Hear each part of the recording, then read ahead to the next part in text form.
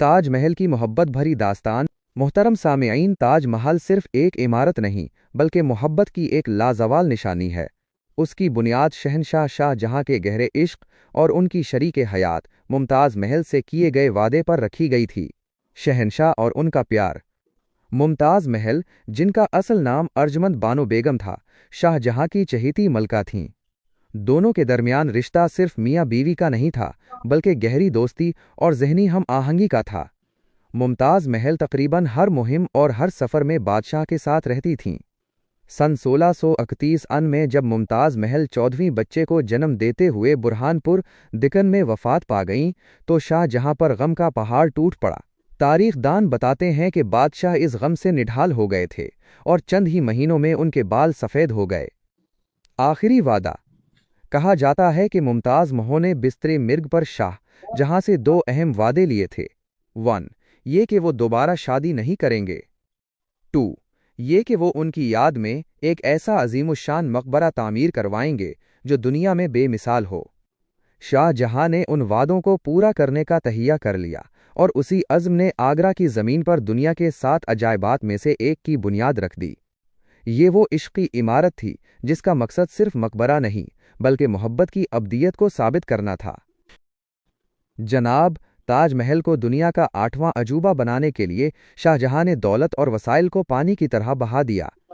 ये सिर्फ ईंटों और गारे की इमारत नहीं थी बल्कि ये मुख्तलिफ तहजीबों, हुनरों और फनकारों का हुसैन इम्तिजाज था। फ़न तामीर का मास्टर प्लान। इस अजीमुशान मंसूबे की निगरानी के लिए उस्ताद अहमद लाहौरी को मेमार आलेज़ चीफ आर्किटेक्ट मुकर्रर किया गया। लेकिन इस प्रोजेक्ट में सिर्फ एक शख्स नहीं बल्कि दुनिया के बेहतरीन इंजीनियर्स, खत्तात, कैलीग्राफर्स, संग तराशों, स्टोन कार्वर्स और हुनरमंदों को शामिल किया गया। ईरान, तुर्की, बगदाद और समरकंद से माहिरीन को खुसूसी तौर पर बुलाया गया क्योंकि शाहजहां का मकसद एक ऐसी इमारत बनाना था जिसका पूरी दुनिया में कोई सानी ना हो। संगे मरमर और जवाहिरात की तलाश। ताज महल की सबसे बड़ी पहचान इसका सफ़ेद संगे मरमर है। ये आलेज़ क्वालिटी का संगे मरमर राजस्थान में मकराना की कानों से लाया गया था। हाथियों का एक बहुत बड़ा काफिला हज़ारों किलोमीटर का सफ़र तय करके ये कीमती पत्थर आगरा तक पहुंचाता था। इस इमारत में 28 मुख्तलिफ किस्म के कीमती और नीम कीमती जवाहिरात जुड़े हुए हैं जिन्हें पतरा दूरा, पियतरा दूरा नामी फ़न से लगाया गया है। ये जवाहिरात दुनिया के मुख्तलिफ कोनों से मंगवाए गए थे। इन जवाहिरात को इस कदर महारत से संगे मरमर में नस्ब किया गया है कि आज भी रोशनी पड़ने पर वो चमक उठते हैं और रंग बदलते नजर आते हैं। मेहनत और वक्त। इस शाहकार की तामीर का काम 1632 में शुरू हुआ और ये तकरीबन 22 साल तक जारी रहा। दिन रात हज़ारों मजदूर, हुनरमंद और कारीगर मुसलसल काम में मसरूफ़ रहे। कहा जाता है कि ताज महल की तामीर पर उस वक्त के 3 करोड़ 20 लाख रुपए से ज़्यादा का खर्चा आया, जो आज के अरबों रुपए के बराबर है। जनाब, ताज महल सिर्फ कीमती पत्थरों की वजह से ही मशहूर नहीं बल्कि उसकी असल खूबसूरती इसके फ़न्ने तामीर के राजों में छुपी है। माहिरीन आज भी इसके तनासुब, सिमेट्री, बसरी फ़रेब, ऑप्टिकल इल्यूजन्स और जमालियाती तवाज़ुन पर हैरान हैं। ताज महल की सबसे नुमाया खुसूसियत इसका कामिल तवाज़ुन है। मरकज़ी इमारत, मीनार और बाग सब इस तरह तरतीब दिए गए हैं कि अगर इमारत के बीचों बीच एक लकीर खींच दी जाए तो दाएं और बाएं का हिस्सा बिल्कुल एक जैसा होगा। इस तवाज़ुन को मज़ीद बढ़ाने के लिए मकबरे के साथ 2 एक जैसी इमारतें बनाई गईं। 1. मगरिब में खूबसूरत मस्जिद नमाज के लिए। 2.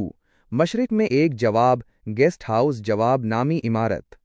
जवाब को सिर्फ तवाज़ुन बरकरार रखने के लिए बनाया गया, वरना इसका कोई ख़ास इस्तेमाल नहीं था। बसरी फ़रेब और मीनारों का राज। मेमारों ने इमारत में कुछ बसरी फ़रेब, ऑप्टिकल इल्यूजन्स भी शामिल किए। मीनारों की साख्त।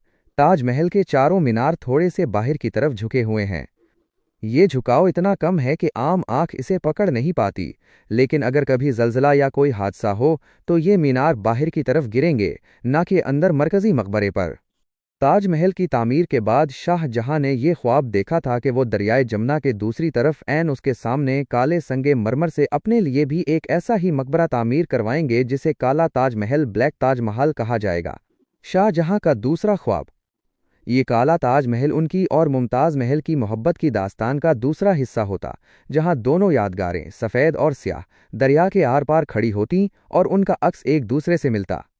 یہ منصوبہ شاہ جہاں کی شان و شوکت اور تخیل کا آخری بڑا ثبوت ہوتا، مگر تاریخ کو کچھ اور ہی منظور تھا۔ اورنگزیب کی مداخلت اور قید۔ سن 1658 میں جب شاہ جہاں ابھی اس کالے تاج محل کے خواب کی تکمیل کے لیے سوچ ہی رہے تھے، ان کے بیٹے اورنگزیب نے، جو ایک سخت گیر اور مذہبی مزاج کے بادشاہ تھے، تخت کے لیے بغاوت کر دی۔ اورنگزیب نے اپنے باپ کو معزول کر دیا اور انہیں آگرہ کے قلعے آگرہ فورٹ میں قید کر دیا۔ اورنگزیب نے دربار کے خزانے کے ضیاع اور شاہ جہاں کے شاہانہ اخراجات کو حکمرانی کے خلاف قرار دیا، اور اس طرح کالے تاج محل کا منصوبہ ہمیشہ کے لیے ادھورا رہ گیا۔ محبت کی آخری جھلک۔ شاہ جہاں نے اپنی زندگی کے آخری 8 سال اسی قید خانے میں گزارے، لیکن قدرت کو یہ منظور نہیں تھا کہ شاہ جہاں کو ان کی محبوب کی یاد سے دور کیا جائے۔